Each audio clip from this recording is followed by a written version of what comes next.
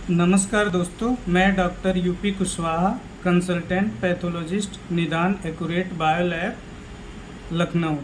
आज हम डिस्कस करेंगे बोन मैरो टेस्ट के बारे में।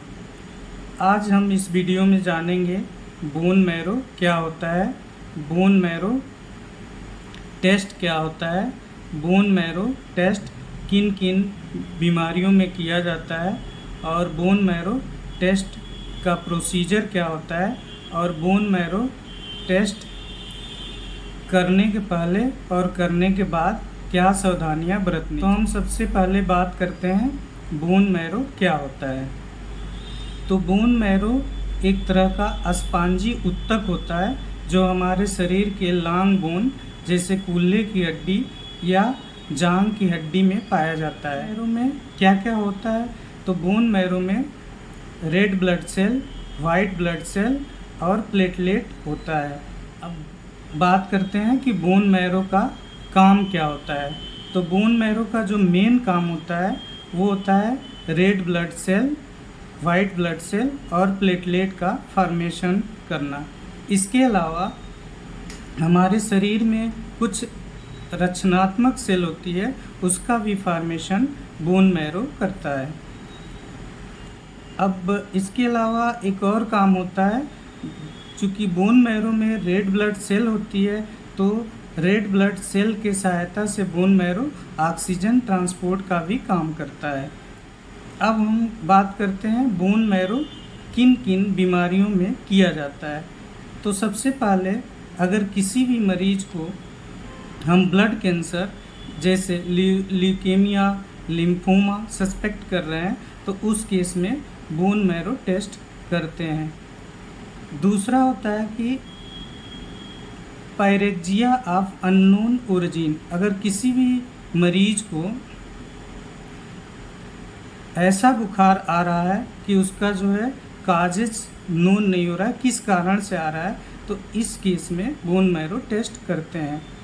तीसरा जो है for the diagnosis of anaemia, यानी किसी मरीज में लंबे समय से खून की कमी हो तो उस केस में बोन मैरो टेस्ट करते हैं। अगर किसी मरीज में बार बार इन्फेक्शन हो रहा है तो उस केस में भी बोन मैरो टेस्ट करते हैं। किसी मरीज में अगर हम आनुवांशिक डिसऑर्डर यानी कि जो है जेनेटिक डिसऑर्डर सस्पेक्ट कर रहे हैं जैसे थैलेसेमिया या सिकल सेल एनीमिया, तो उस केस में भी बोन मैरो टेस्ट करते हैं। अगर हमें किसी मरीज में bone marrow infiltration rule out करना है, जैसे किसी भी कैंसर का या ट्यूमर का इन्फिल्ट्रेशन बोन मैरो में है कि नहीं, तो इस केस में भी बोन मैरो टेस्ट करते हैं। अब बोन मैरो टेस्ट का प्रोसीजर क्या होता है कि बोन मैरो मोस्ट कॉमनली यानी कि पेल्विक बोन या स्टर्नम से किया जाता है। अगर फैटी मरीज है तो उस केस में बोन मैरो स्टर्नम से करते हैं। मोस्ट कॉमनली हम पेल्विक बोन यानी कि पोस्टीरियर सुपीरियर इलियक स्पाइन से करते हैं।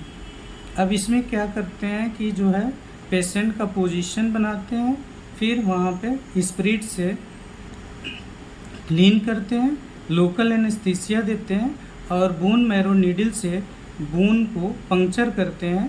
नेगेटिव सक्शन प्रेशर से सिरिंज से बोन मैरो को एस्पिरेट करते हैं, फिर स्लाइड बनाते हैं। स्लाइड बनाने के बाद स्टेन करके पैथोलॉजिस्ट जो होता है वो माइक्रोस्कोपिक एग्जामिन करके पेशेंट का फाइनल रिपोर्ट प्रिपेयर करता है।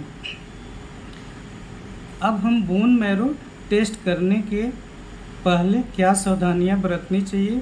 तो सबसे पहले तो हमें ये देखना चाहिए, उससे पेशेंट से पूछना चाहिए कि आपको कोई दवा लंबे समय से तो नहीं चल रहा है, आपको कोई ब्लीडिंग डिसऑर्डर तो नहीं है, कोआगुलेशन डिसऑर्डर तो नहीं है, या फिर आपकी बीपी की कोई दवा तो नहीं चल रही है, या प्रेगनेंसी की हिस्ट्री लेते हैं। अब बोन मैरो टेस्ट के बाद क्या सावधानियां बरतनी चाहिए। तो 2 से 3 दिनों तक हार्ड वर्क नहीं करना चाहिए, आराम करना चाहिए और वेट लिफ्टिंग नहीं करना चाहिए। अब हम बात करेंगे कि बोन मैरो टेस्ट में कितना टाइम लगता है। तो बोन मैरो टेस्ट करने में कम से कम जो है 30 से 60 मिनट तक का टाइम लगता है। Thank you. इस वीडियो में आज इतना ही, फिर आगे बात करते हैं किसी नए डिजीज़ के साथ, नए टेस्ट प्रोसीजर के साथ।